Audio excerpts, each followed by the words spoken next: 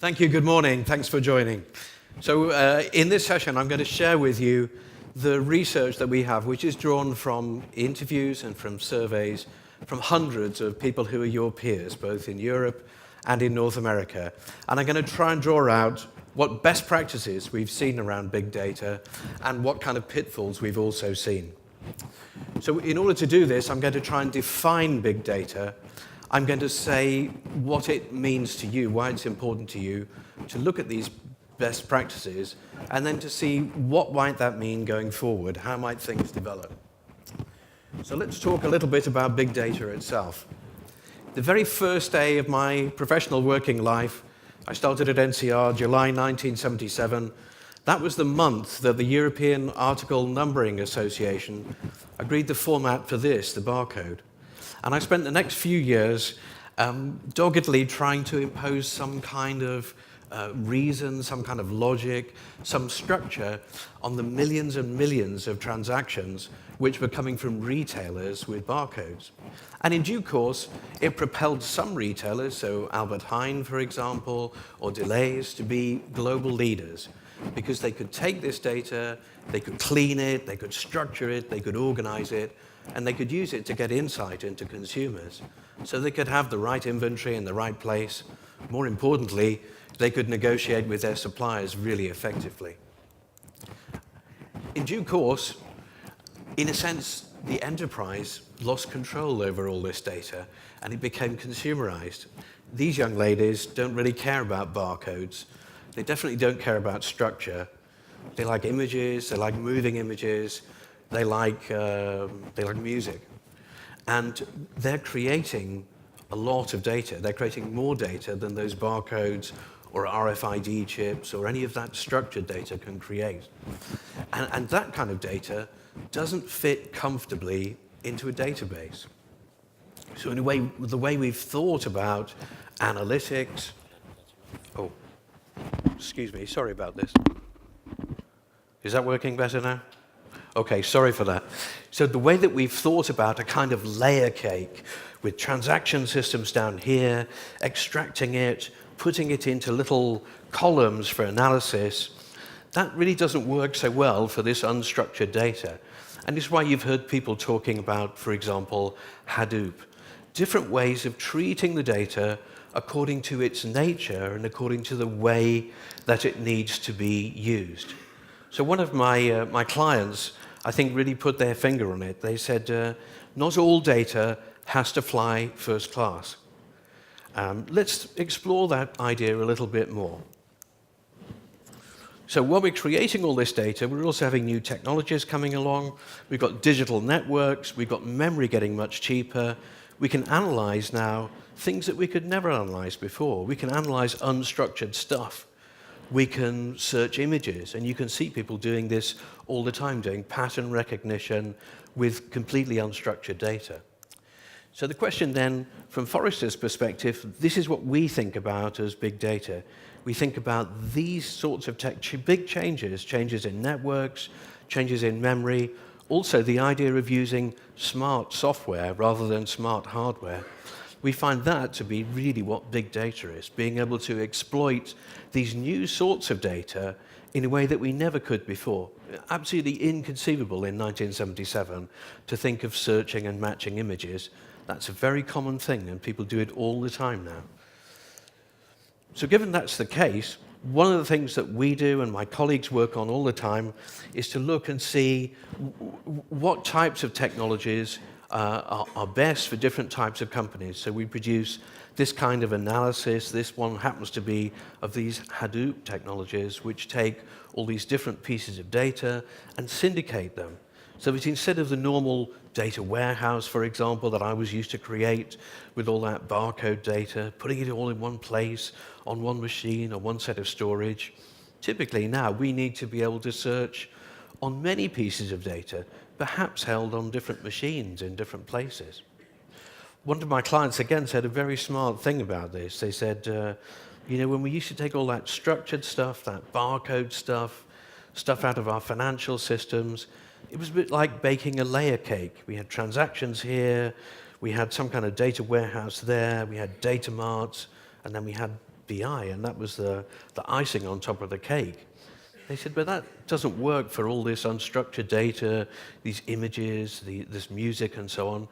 So what we really need now, it's more like a kind of buffet. So we need to be constantly refreshing that buffet. So we need people running to the kitchen and bringing that stuff pretty much in real time. And we need people going and collecting it. And it doesn't need to have the same kind of structure. In fact, it won't be so effective if we all have to sit down formally. So one of the things that we do is to try and analyze this and pull together these pieces of data. Now, why does any of this matter to anyone in this room? Well, it matters because we've got research that shows the companies that grow fastest, of course they use structured data. Of course they bring out data from their financial systems. But they also bring in data from outside. They try and learn from Google and other companies like that and try and understand how do they get insights into this unstructured data. For years, people have been using syndicated data, of course, but now that syndication is much, much broader and much less well structured. And so what does that really mean? It means not just that they already do it, but they plan to do a whole lot more. And that means, from your perspective, that this data is really what's creating your memory. So your interaction with consumers, but also with your B2B customers who bring their consumer behavior with them to work, bring their mobile devices, bring their LinkedIn and their Facebook connections. They bring all that stuff with them to work, and they expect you to have some kind of memory of them and memory of these interactions. And if you can't manage this big data, then it fractures your brand relationship with your customers, whether they're B2B customers or B2C customers. So we see a lot of, I would say, traditional technologies that people are using, trying to push all this new data into old relational databases, for example, and trying to impose structure on top of it. It prevents them from having this relationship. It prevents them from gaining insight. And here's perhaps the critical thing, is that when you put everything into a very structured data warehouse, and I've done tons of this, what you're really doing is guessing what the questions are that people are going to ask. You're dealing, if you like, not to sound too much like Donald Rumsfeld, but you're dealing with known unknowns. So you've kind of structured the database because you know what question you or other people are going to ask. With this unstructured data, and with the fact that our relationships with our customers are changing so quickly, and they have so much choice, and they're looking right across the internet and not just at their normal suppliers, it means we have a lot of unknown correlations that we need to be able to explore. So really the new world of a kind of hub and spoke approach, where not all data flies first class, not all data is treated the same, and we don't try to impose this layer cake structure on, but lay it out as a kind of buffet. That enables us to start to answer unknown questions. Some of you will remember perhaps doing correlation or statistical techniques like that at school or university, and realizing that even with data that has no apparent meaning, if you throw it into the right kind of engine, you can start to find patterns and causality where before you wouldn't have guessed it. And that's really the point about this big data and learning how to handle it. Why do I say it's very important to you? It's incredibly important because almost all organizations, not just firms in the commercial world, but we see this very much in the public sector too. They're thinking about their systems of record. They've probably spent 10 years standardizing those.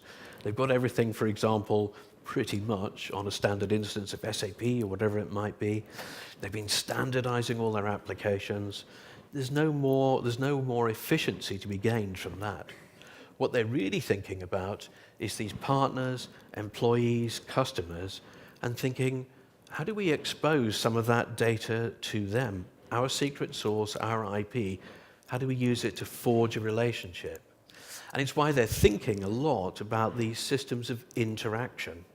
And when we look particularly in Europe, we can see a very strong drive from European CEOs to say we're going to invest a lot now in these systems of interaction. And those systems of interaction need to take account of not just the structured data, but also the unstructured data that we have about people. What did they prefer? What do we know about them from the outside world? Not just from stuff that they've shared with us, but perhaps from stuff they share with their friends on Facebook. What are their likes and preferences? Who else, which groups do they belong to on LinkedIn? That kind of thing. So that's the sort of thing that we're seeing people beginning to do, to say, can we develop some kind of system of interaction that will enable us to serve them in a much richer way? So we always think of this as being about, part of engagement is about multimedia and about interactivity. And that means being able to understand what they value and to sequence things for them in a way that's relevant to them. Personalization, given, of course, their permission. So the bad news is that as IT professionals, most of our colleagues don't really think that we're very good at this yet. They think we're pretty good at the system of record. They think we've done a good job of standardizing that. They don't think of us as being particularly business-centric. And again, another client of mine who worked in a big CPG company, a huge global brand, most of the people really working with the IT systems were marketing people, they were brand managers, and in some cases product managers as well. And they work all the time in this world of new media. They think in terms of images and sound and so on. And his first promise to them when he started to manage their applications and to look at their big data, they complained a lot because they said, we have much better systems at home. We can manage this better with our own devices and with our own technology at home than we can here because you're trying to impose too much structure on it. So his first promise to them was to try and understand that. And he said, I promise you within 2 years that the IT infrastructure, the software and the support that you have will be as good at work as you have at home. And I think that's an interesting thing to take away, to think as good as you get at home could be very meaningful, thinking of this structure that we've tried to really lace people into and the problem that that gives with this new world of big data. So what big data best practices have we seen? What we tried to do was to collect together everything we've seen about the way in which people manage this and to try and categorize them. And it's a very dense slide. I will tell you, you'll get all of these slides afterwards. You'll also get the references to the research and my contact. So if you would like the research, please send me an email and I'll share it with you. But effectively, what we found was different ways of complementing the data warehouse. In some case, creating a hub around a data warehouse and creating spokes. Again, the kind of buffet idea. So perhaps you might think of the data warehouse as being the kitchen and having some items in its menu, and the buffet tables as being those spokes to which people go and serve themselves. But the important thing about this was that for each of these different approaches, there was no attempt really to stratify and structure the data. So all the stuff that I typically used to think about a lot, about how should I class this data, what should be the hierarchy of the merchandise on this barcode, or the stores from which these barcodes came, or the suppliers from which we got it, that tends to be much less useful. It's still there in the data warehouse, there are some people using it, but the people on the cutting edge are looking for something else. They're looking for behavior. They're looking for search arguments. Which were the search arguments that people used when they were finding my disinfectant? Does that tell me something about how I should be reaching them? How I should sequence the web page when they're there? Maybe how I should merchandise the store? How many facings there should be? What should be the adjacencies? That's the kind of thing that people are trying to get to with this hub and spoke approach. So what does that mean? Not all the data flies first class. It means some of it is raw, and some of it will be served up to users raw, and that they'll use different tools. They won't all use the same tool. Now, probably to lots of people, maybe in the financial community and even the IT community, that sounds kind of risky, but it's about taking some risk in order to take advantage of the opportunity that there is from all this big data out there. So I wanted to really share with you a couple of examples. And I took one example from the US and one from Europe, because I know that people often say, well, maybe other parts of the world are ahead of us in Europe. And I think these examples will show it's not really a meaningful comparison. It's not at all how it works. So the first example is a pharmaceutical company, and this pharmaceutical company had a new regulatory requirement to store all the EDI transactions that it ever had, I think for 7 years. That was the statute of limitations. Can you imagine how hard it was, first of all, to store them? But the second thing was to think, well, how volatile are those? Do we need to keep them all in memory? No. Do we need to keep them all in disk? Maybe not. Maybe we need to keep them somewhere more archived. So the point about this project really was this idea of not all data flies first class. Let's understand what the use of the data is going to be, and then let's understand where we keep it, and what's hot data and what's cold data, and how we feed it. Now, this is really the extreme opposite of, if you look at, for example, vendors like KXN that specialize in feeding this kind of data in real time. So this is a classic example of we can extract it and we can load it. Do we need to translate it? Possibly not, because we don't know what we're going to do with it. So does it make sense to have a very expensive data warehouse for that? Perhaps not. So this was an example from the US, a very simple and quick example, which was based around really a regulatory requirement. What did we find out about that? We found out this data warehouse thing, it works really well when it's something for IT, and typically regulatory requirements are much more seen as an IT thing. So we see that kind of works well in that kind of circumstance. And my next example is one which I'm going to pull up from Europe. What did we find out from the users? We found out this raw data is a problem. You've got to provide them with the raw data so they get the insight, and then you've got to provide them with the tools. But there's often some politics around it as well. And thinking back to my brand or CPG example, the way to diffuse the politics was to provide them the same kind of quality as they could have got on their own. I want to go forward now and have a look at an example which is from Europe. And this is from a well-known wind turbine manufacturing company. And this company wanted to collect data about wind, speed, and power in different locations. And their idea was to try and make this available to their salespeople. They wanted to use this as part of their sales argument. You can imagine this is an enormous amount of data that they have to collect.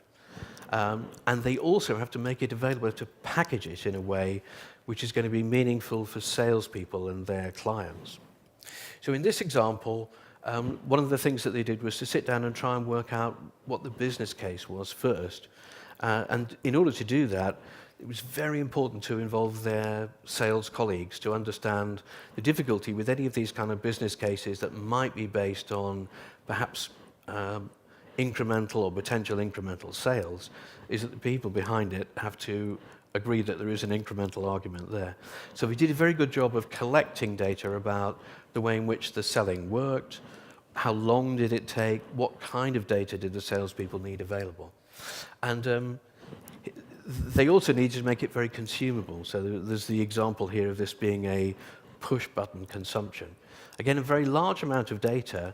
Not all of that detail needs to be available all the time, but certainly there needs to be the ability for salespeople to use it in specific sales circumstances. So this was, in many ways, a much more impressive technical example than the example that we had from the US company. And the reason I included it, because I wanted to say there's no reason to think that, for example, other geographies might be perhaps ahead of Europe in any of this.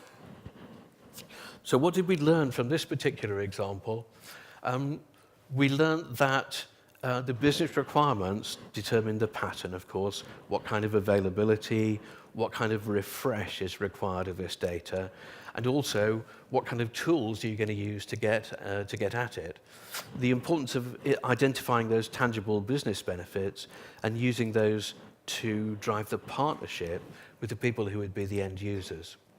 So what were the technology decisions here? Very important for them, actually, was the infrastructure to provide this, because their people were going to be mobile. Their salespeople were going to be mobile. They needed to provide this. In fact, they looked at different ways of providing the data and the analytics itself in the cloud. And there's a whole other story around that, around private cloud or public cloud. One of the things, and we'll see this a bit later on, that we found is that while public cloud is very attractive, it actually poses quite a lot of challenges to internal developers to be able to exploit it fully. So what else did we learn here?